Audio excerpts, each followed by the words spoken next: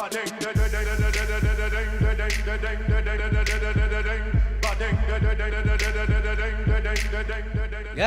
apa kabarnya hari ini?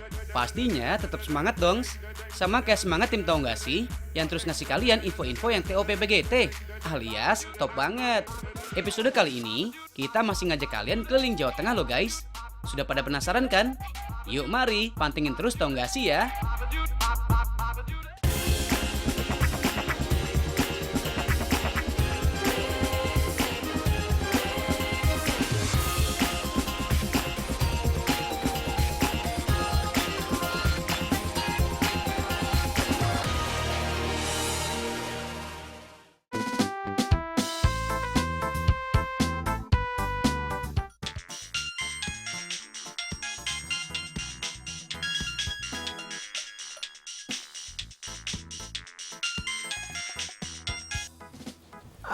Halo?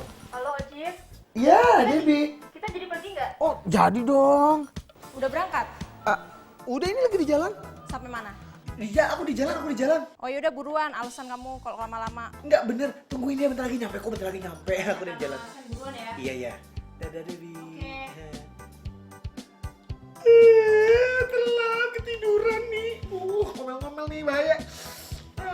Bantalnya enak banget sih. Guys, selamat siang. Maafin, Ojib ketiduran. Enak banget tidurnya. Ini namanya bantal lukis. Oh ya, ngomongin soal bantal lukis. Nah, kalian nonton deh di episode kali ini. Di salah satu liputannya ada yang bahas tentang bantal lukis. Spesial buat kamu.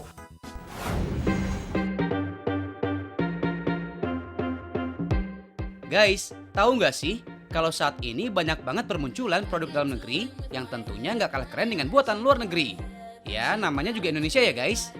That's right guys, ini dia yang disebut dengan lilin dekoratif. Ada lilin berbentuk tengkorak, bunga, kelinci, sampai minuman segar.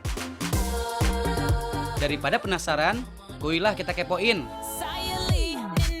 Lilin-lilin ini sebenarnya terbuat dari bahan lilin pada umumnya guys. Bedanya, lilin dekoratif dicetak dengan bentuk-bentuk tertentu. Pembuatannya mengandalkan kepiawaian dan kesabaran yang cukup tinggi. Pembuatan lilin dekoratif dimulai dengan merebus bahan dasar lilin. Istilah kerennya palm wax. Tahap ini membutuhkan waktu sekitar 15 menit dengan titik didih terendah 70 derajat Celcius. Setelah bahan dasar lilin mencair, tuang ke cetakan. Ini cetakannya khusus ya guys. Terbuat dari silikon yang memiliki sifat elastis namun tahan panas. Bahan lilin yang sudah dicetak diangin-anginkan hingga mengeras selama 30 menit. Selanjutnya cetakan dibuka dan lilin dekoratif dengan bentuk tengkorak jadi deh. Gimana guys? Keceh kan? Guys, ada juga lilin dekoratif dengan bentuk yang super duper lucu. Bedanya, setelah dicetak masih ada tahap pewarnaan. Mantap abis kan guys? Oh iya, lilin ini harum banget ya, karena sudah dicampur minyak atsiri dan pengharum. Harga yang ditawarkan mulai dari Rp2.000 sampai Rp100.000. Kamu beli satu dong, lumayan kan? Bisa menerangi cinta kita berdua. Info lilin dekoratifnya udahan dulu ya. Gimana kalau kalian jalan-jalan ke museum? Alright, yeah. Eits, museum yang satu ini beda kok dari museum pada umumnya. Koleksinya unik dan instagramable bingit. Museum OHD berlokasi di Kota Magelang, Jawa Tengah. Museum ini adalah museum seni modern dan kontemporer yang karyanya dibuat oleh orang asli Indonesia. Guys, masuk ke dalam museum, pengunjung benar-benar dibuat jatuh cinta. Pasalnya banyak banget karya seni yang dipajang di sini, tentunya dengan bentuk yang eye-catching abis.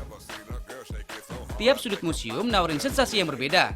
Nah, di sini pengunjung nggak cuma bisa nikmati tiap detail karya yang ada, tapi belajar maknanya. Guys, karya seni di Museum OHD selalu upgrade loh.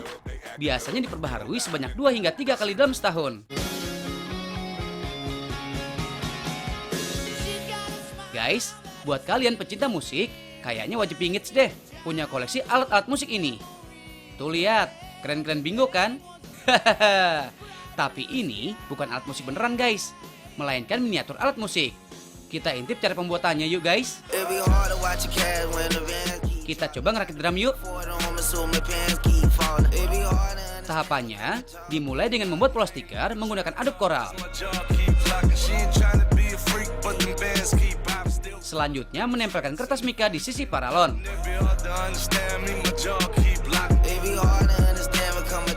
Next, tempelin stiker yang udah di print. Pasang beberapa pelengkap lainnya seperti simbol drum. Ih, keren banget kan? Just info nih, miniatur Altmus ini udah diproduksi massal. Banyak banget yang tertarik buat ngoleksinya. Pemasarannya pun nggak main-main. Selain seluruh Indonesia, miniatur alat musik khas Jawa Tengah ini juga dilirik oleh beberapa negara kayak Turki, Amerika, sampai Korea Selatan. Anyway, ngomongin miniatur, ada yang tahu nggak bedanya miniatur dengan maket? Tahu nggak sih apa bedanya miniatur sama maket? Miniatur itu segala sesuatu yang berukuran besar diperkecil. Kalau maket itu contohnya Misalnya apa? miniatur Menara Eiffel misalkan. Menara Eiffel bikin Ya, kecilnya iya. gitu. Nah kalau maket? Kalau maket itu bangunan kayak gimana ya? Gimana caranya bila di keramaian hanya aku saja yang kau cari-cari.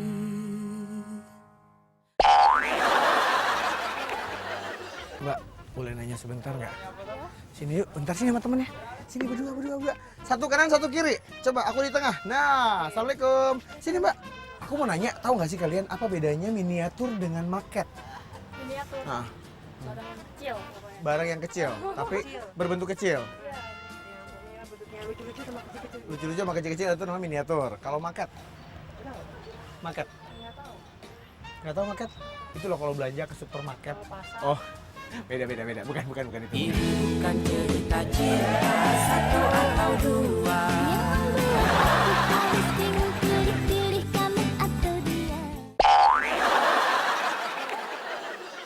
Perbedaan antara pengertian miniatur dan maket adalah kalau miniatur itu adalah replika dari suatu objek ya, 3 dimensi yang lebih kecil dari ukuran objek yang sesungguhnya.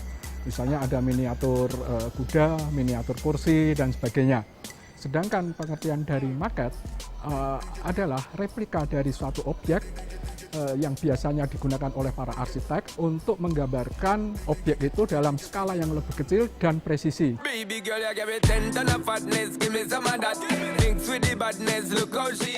Guys, seni miniatur adalah duplikat suatu objek yang dikecilkan dari ukuran sebenarnya. Pembuatan miniatur lebih mengandalkan imajinasi. Artinya, tidak ada skala tertentu yang dipertimbangkan. Hanya dalam pembuatan miniatur, bentuk asli sangat disesuaikan. Untuk maket, skala dan bentuk aslinya jadi pertimbangan utama. Salah satu tujuan pembuatan maket, melihat rancangan suatu bangunan sebelum dibuat. Biasanya maket banyak digunakan oleh mereka yang berkecimpung dalam dunia arsitek dan properti. Untuk membantu pemasaran gitu deh.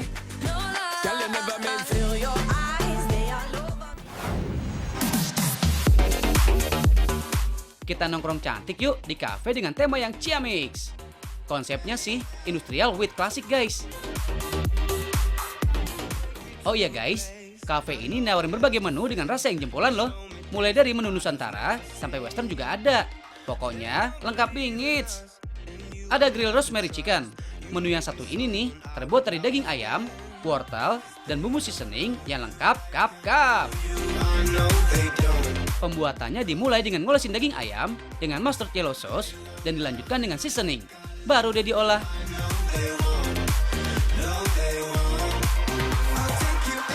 Tips buat kalian yang mau bikin grill chicken, setelah daging ayam digrill, masukkan ke dalam microwave beberapa saat supaya tingkat kematangan daging benar-benar well done. Grill rosemary chicken punya rasa yang nampol abis. Menu ini cocok banget buat kamu yang lagi diet. Kandungan daging ayam yang tinggi akan protein bisa mencukupi kebutuhan gizi tubuh. Pokoknya dijamin pecah di mulut.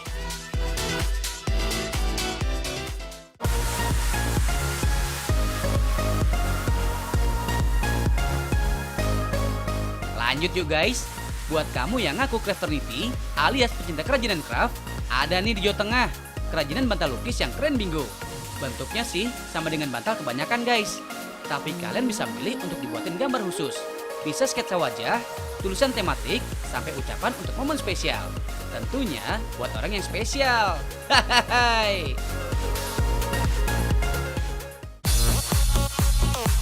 Kita intip yuk pembuatannya. Dimulai dengan pembuatan sketsa gambarnya dulu guys. Setelah sketsa selesai, diwarnai pakai cat tekstil. Cat jenis ini dipilih karena tahan lama dan tidak mudah luntur saat dicuci. Usaha bantal lukis ini udah ada dari tahun 2015. Karena dikerjakan manual dengan tangan, dalam sehari hanya ada sekitar 6 bantal yang dihasilkan. Ini custom ya guys, jadi pembeli bisa memilih tema atau lukisan apa sesuai dengan selera.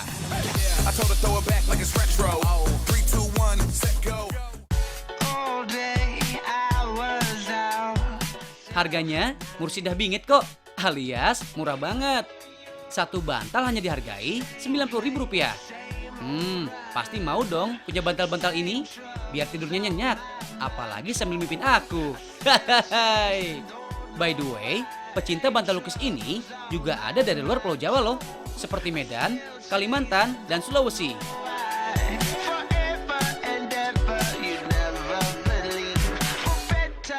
Satu lagi nih, info tentang kerajinan kekinian yang wajib kalian tahu.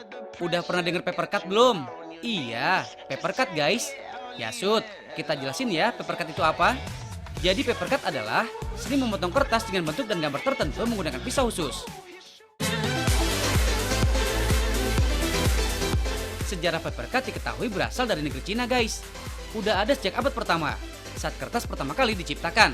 Seni raya Cina ini dulunya jadi dekorasi, khususnya pada hunian bangsawan. Dalam kurun waktu 100 tahun berikutnya, paper cut mulai berkembang dan tersebar di seluruh penjuru dunia. Di Indonesia, seni paper cut mulai digandrungi 2 tahun belakangan dan mulai dilirik oleh mereka pecinta kerajinan dari kertas.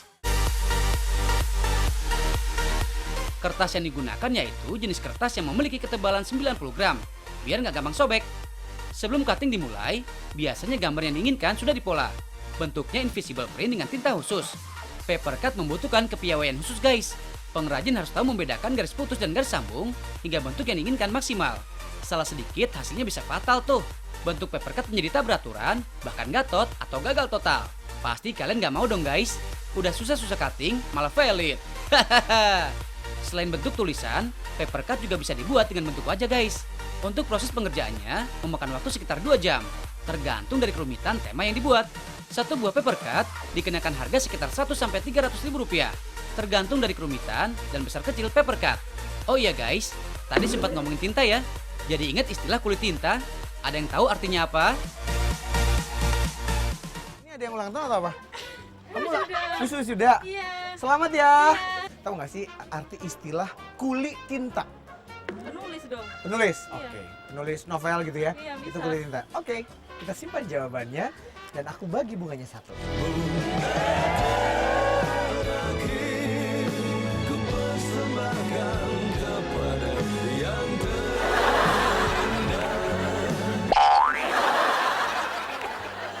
Ya rame-rame aja, rame-rame.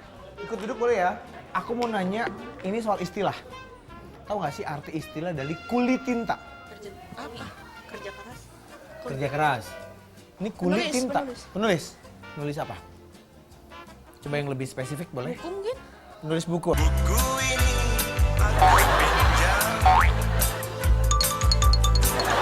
panas gerak. Biasa kalau dekat orang ganteng suka panas ya.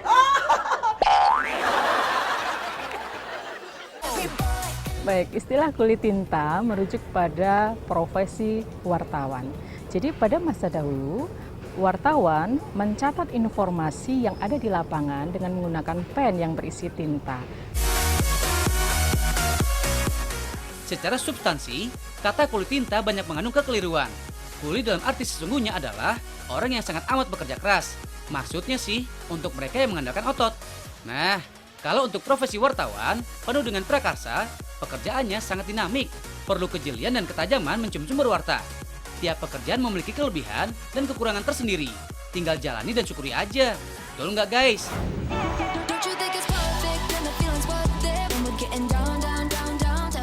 Guys, bukan tahu nggak sih namanya? Kalau nggak ngasih info-info yang jempolan. So, jangan kemana-mana ya. Setelah yang mau lewat ini nih.